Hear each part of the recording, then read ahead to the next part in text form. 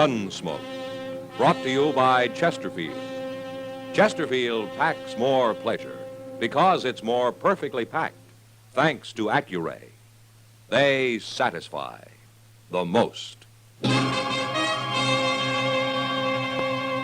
Around Dodge City and in the territory on West, there's just one way to handle the killers and the spoilers, and that's with a U.S. Marshal and the smell of gun smoke.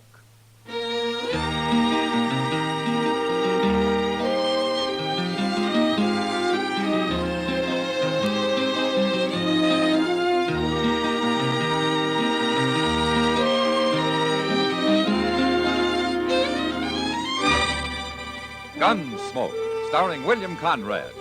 The transcribed story of the violence that moved west with young America. And the story of a man who moved with it. I'm that man, Matt Dillon, United States Marshal. The first man they look for and the last they want to meet. It's a chancy job, and it makes a man watchful and a little lonely.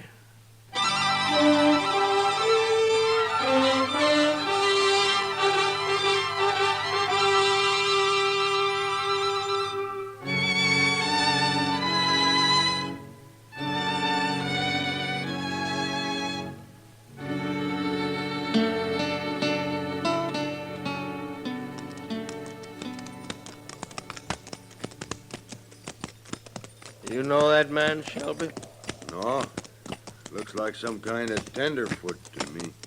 Who else is camping a grove of trees, cut no water? We have a little talk with him.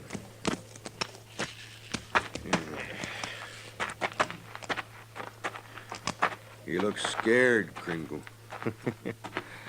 Seen men look scared before. Hello, mister. Oh? Camped here all alone? Yeah, scouting around for some homestead land. Good-looking horse you got over there. He seems to be a good horse. He's awful young. I think I'll take a look at him. Sure.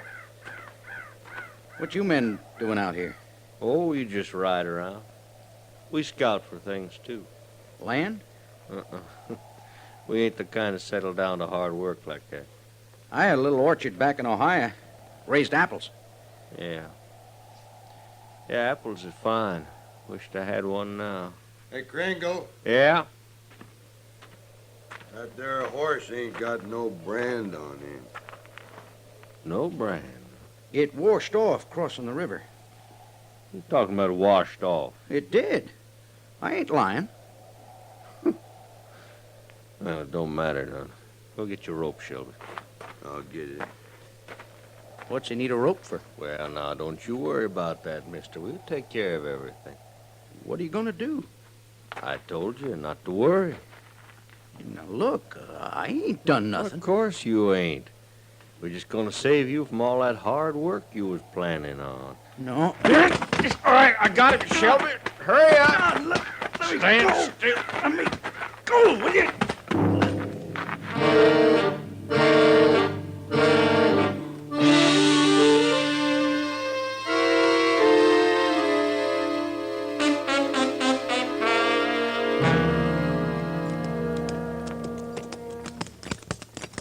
Maybe there's water in this grove, Mr. Dillon. Well, if there is, somebody's dug a well, Chester. Oh, you been here before? I've passed by. I swear I'm gonna start toting me a water bag. That's the easy way, Chester. Bet it is. Yeah, somebody's had a campfire here recently. Yesterday sometime, I'd say. Yeah. That big rain last night washed out all the prints. It sure did. Doggone it, there's gotta be a spring here somewhere. I'm gonna take a look. You're wasting your time, Chester. I don't mind. I never saw a man who needed the comforts of home more than he does.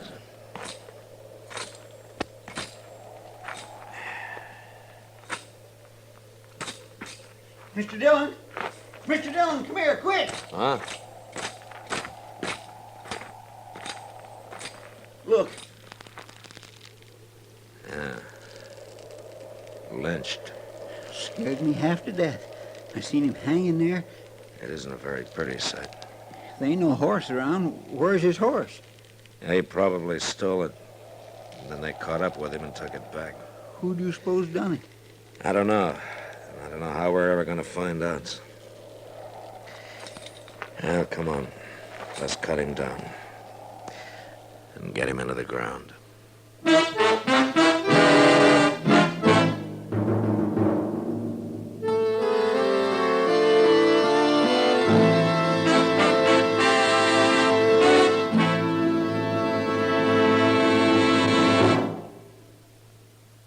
Introducing one of the country's best-known jazz musicians and arrangers, Mr. Bobby Haggart. How about whistling along with him?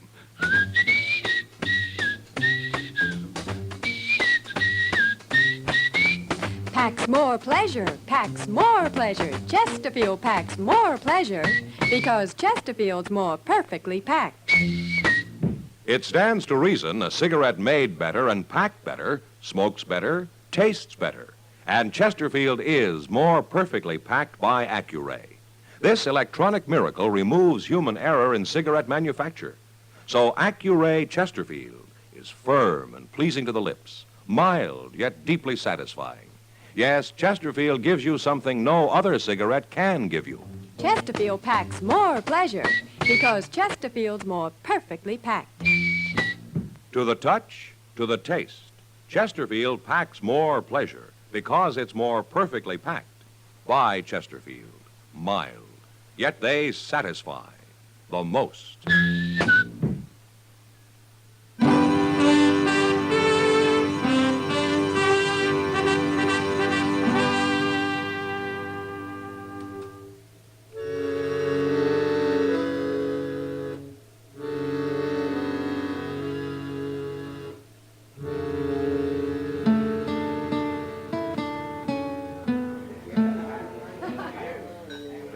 Matt, I don't know what I'd do if I rode into a grove of trees and found a man hanging there.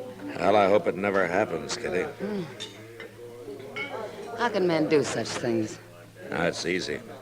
For some men. I hope you catch him. I'd like to, Kitty. Who was he, Matt? Now, we found an envelope on him. Yeah? His name was Hank Blennis. Must have been a newcomer. I never heard of him. Well, he wasn't wanted by the law that I know of. But I guess he was a horse thief, all right. They wouldn't have lynched him otherwise, would they? No, Then why don't you find out who's had a horse stolen recently? they wouldn't likely be talking about it now, Kitty. Well, things could be worse, Matt. No, what do you mean? Suppose there wasn't any law at all. Then people wouldn't even have to hide what they do. Now at least they know they're doing wrong. Well, that doesn't seem to stop him much. Marshal Dillon? Yeah. My name's Charlie Drain, Marshal. Oh? I run cattle up north on the Republican River. Happened to be in Dodge on business, and I heard about that lynching yesterday. You know something about it, Drain? I know I don't like it. My own pa was lynched, Marshal. A mob strung him up by mistake. I was just a boy, but I seen him do it, and it's laid in my mind ever since. Yeah, I can understand that. But what about this lynching? It's a big thing with me, Marshal. I can't endure seeing no lynchers get off free. Well, I don't like it myself, Drain. Then you do something about it, or I will. Now, Matt,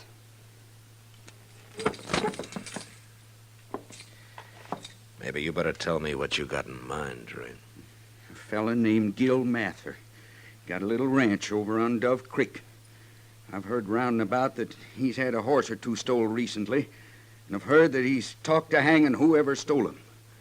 Now, it looks to me like he went and done it, Marshal. I know Gil Mather. Well, then maybe you better go bring him in. Or you will, huh? I'll see him dead. I told you how I feel about things. I ain't fooling, Marshal. Drain, I got some advice for you. Is that so? Why don't you take a walk around Dodge and talk to some people, huh? You ask them what I'm like when somebody tries to crowd me. Then you go sit down somewhere and think about it. You think about it real hard.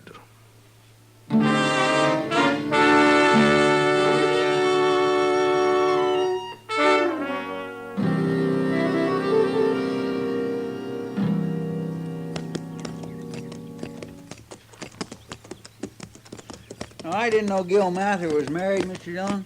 He isn't, Chester. Well, then who's that boy in the corral yonder feeding his horses? That's Billy Driscoll. He works for Mather off and on.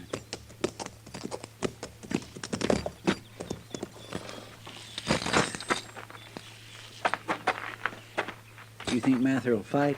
I'm not arresting him, Chester. I got no evidence says he did it. Well, what if he admits it? And it's not often a man admits to a crime, Chester. Guess not. Hello there, Marshal. Chester. Oh? How are you, Mather? Oh, fair to middling, Marshal. What brings you out here? I was told that you've lost some horses. I didn't lose them, Marshal. They was stole. 3 of them now. Any idea who's been doing it? If I knew, there'd be a man hanging from a limb somewheres. There was one, Mather. Right? About 20 miles north of here, a man called Hank Blennis. Was he a horse thief? Probably. Who hung him? Some people think maybe you did. No. No, it wasn't me. But horse thieves has got to be hung, Marshal. Mather Blennis was lynched Thursday. Where were you then?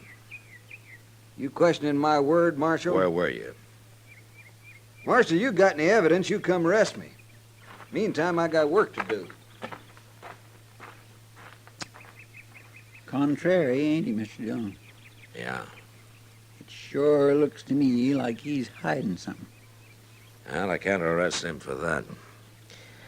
Come on, let's get back to town.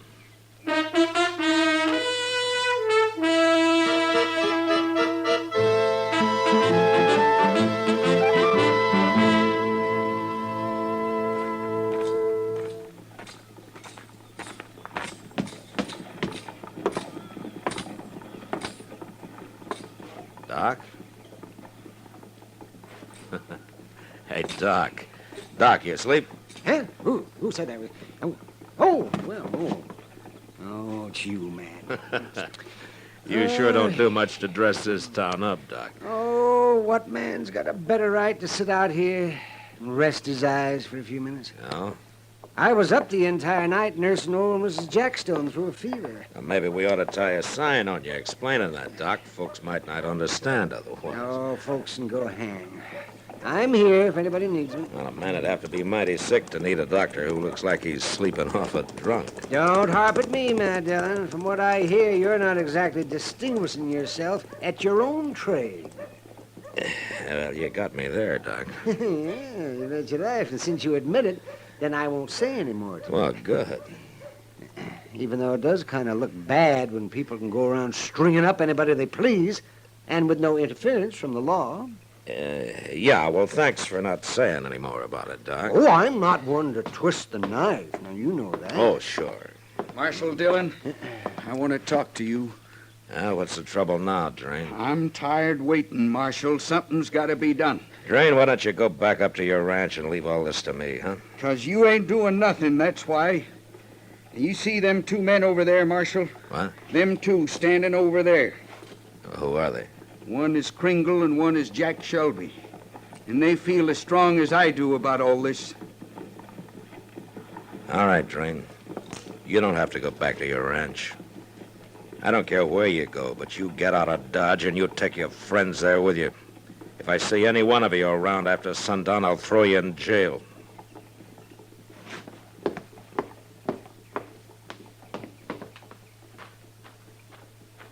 I take it back, joking you, Matt. You are kind of up against it. You know, Doc, I just thought of something. Huh? What? That fella Blennis was obviously a dude. He wasn't even wearing the right kind of clothes for a man who'd been out here very long. Maybe he wasn't a horse thief at all. Then why would anybody lynch him? And I'm going over to the stable, Doc. Maybe Moss Grimmick can help me.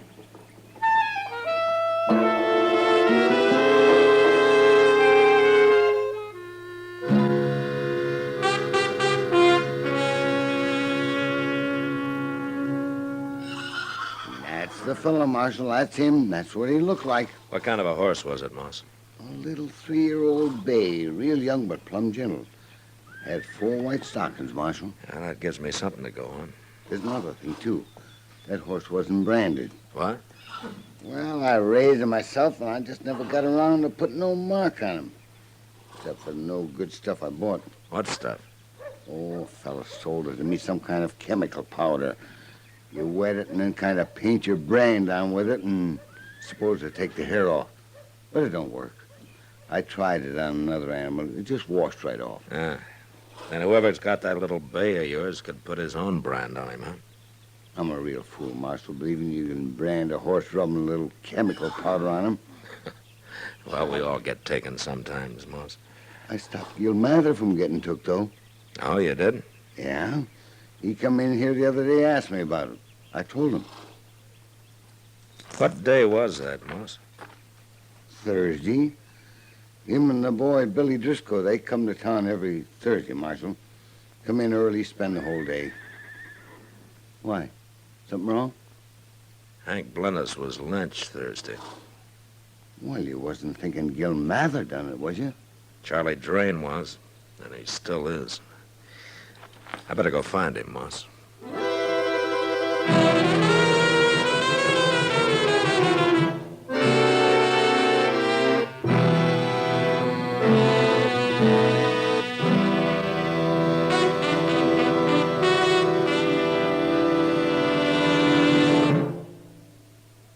Say, where are you listening to Gunsmoke? In your car? Getting ready for dinner? Oh, I see. Just relaxing in your favorite easy chair. Well, I'd say you're in a good spot right now to really enjoy a Chesterfield. You see, Chesterfield packs more pleasure because it's more perfectly packed. It stands to reason. A cigarette made better and packed better smokes better, tastes better. And Chesterfield is more perfectly packed by Accuray. This electronic miracle removes human error in cigarette manufacture. So Accuray Chesterfield is firm and pleasing to the lips, mild, yet deeply satisfying. Yes, Chesterfield gives you something no other cigarette can give you. Chesterfield packs more pleasure because Chesterfield's more perfectly packed. To the touch, to the taste, Chesterfield packs more pleasure because it's more perfectly packed. By Chesterfield, mild, yet they satisfy the most.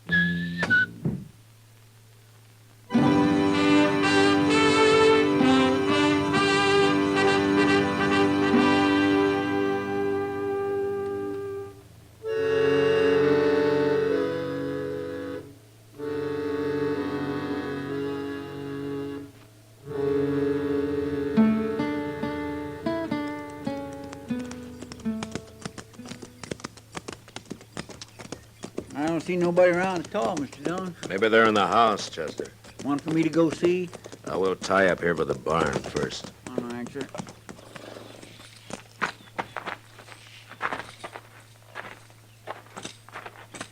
Could be Mather and the boys eating their dinner, Mr. Dillon. At least you hope so, huh? Well, any man gets a little hungry now and then. Wait a minute, Chester. Why, there's Charlie Drain. Yeah. They was in the barn. Them other two fellows, they must be Kringle and Shelby you told me about. Yeah, that's them. What are you doing out here, Marshal? I'm looking for Gil Mather, Drain. He ain't around. Chester, Yes, sir. see if he's in the barn. I said he ain't around, didn't I? Go ahead, Chester. Yes, sir. And don't any one of you try to stop him. Now, which one of you is Kringle and which is Shelby? I'm Kringle, he's Shelby. Why? Now, it's my job to know who people are, that's all. Well, now you know. Yeah, now I know. If you ask me, it's your job to punish criminals, Marshal. You're right, Drain. Well, you ain't been doing very good at it. I'm kind of slow sometimes. You're too slow. Mr. Dillon. Mr. Dillon. They're in there. Gil Mather and the boy, both of them. Don't stand in front of me, Chester. They're dead. These fellows went and hung them, both of them. Keep your hand away from that gun, Kringle. But you can't blame me. Me nor Shelby. It was Drain's idea. He paid us to come along with him, is all. Billy was just a kid. Why'd they have to hang him for? So he was a kid. He was keeping mighty bad company, now wasn't he? Drain, both the boy and Gil Mather were in Dodge the day Hank Blennis was lynched. Are you sure of that? There are witnesses. I don't want no more part of this. Come on, Shelby. Hold it, Kringle. Well, You ain't stopping me, Marshal. Is that your bay horse over there? With the 4 white stockings? What about it? It's pretty smart of you to lynch a man rather than shoot him when you go to steal his horse. What are you saying, Marshal? They hung Blenner Strain. I guess they figured helping you with Mather and the boy would put everybody off their track. So they lynched him. They done it. Why, you dirty dogs!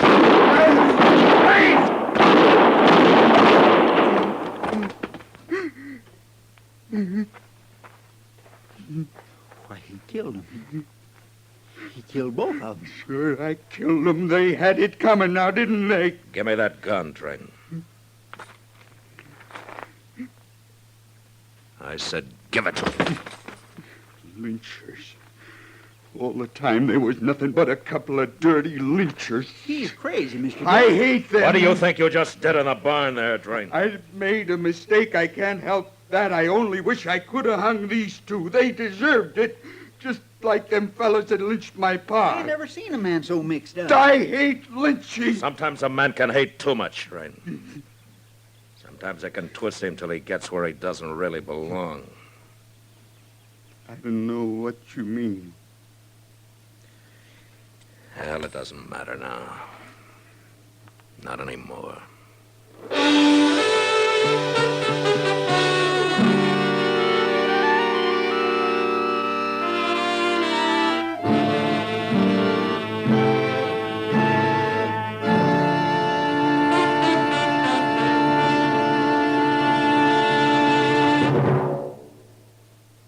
In a moment, our star, William Conrad. When you shop for those last-minute vacation items, don't forget to pick up a couple of cartons of Chesterfields. You'll find it mighty convenient to have a carton or two along in your suitcase. Or if you're driving, right in the glove compartment. Chesterfield packs more pleasure, more vacation pleasure, because it's more perfectly packed. So buy Chesterfields. Buy 'em by the carton. Mild, yet they satisfy the most. You know, on the frontier, bullets cost 8 cents apiece, so they were seldom wasted. But next week, it's a stray bullet that kills a man.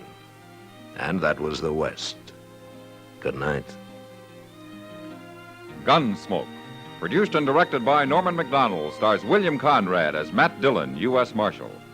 Our story was specially written for Gunsmoke by John Meston, with music composed and conducted by Rex Corey. Sound patterns by Tom Hanley and Bill James. Featured in the cast were Vic Perrin, Harry Bartell, Lawrence Dobkin, John Daner, Jack Moyles, and James Nusser. Harley Bear is Chester, Howard McNear is Doc, and Georgia Ellis is Kitty.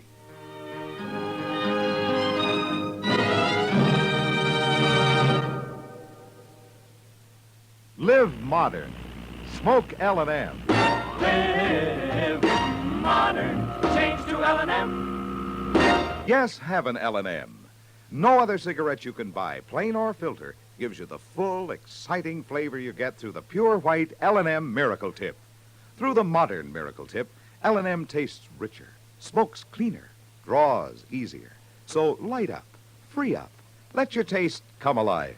Live modern. Smoke L&M. Join us again next week for another specially transcribed story on Gunsmoke.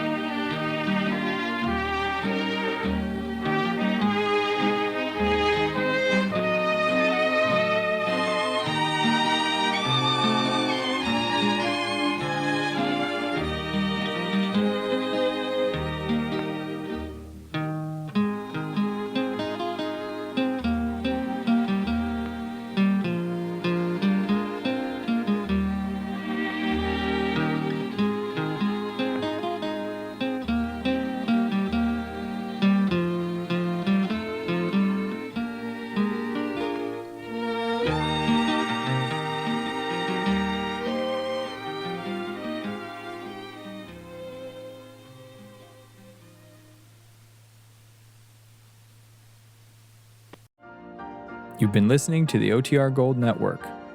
Find more classic radio at otrgold.com.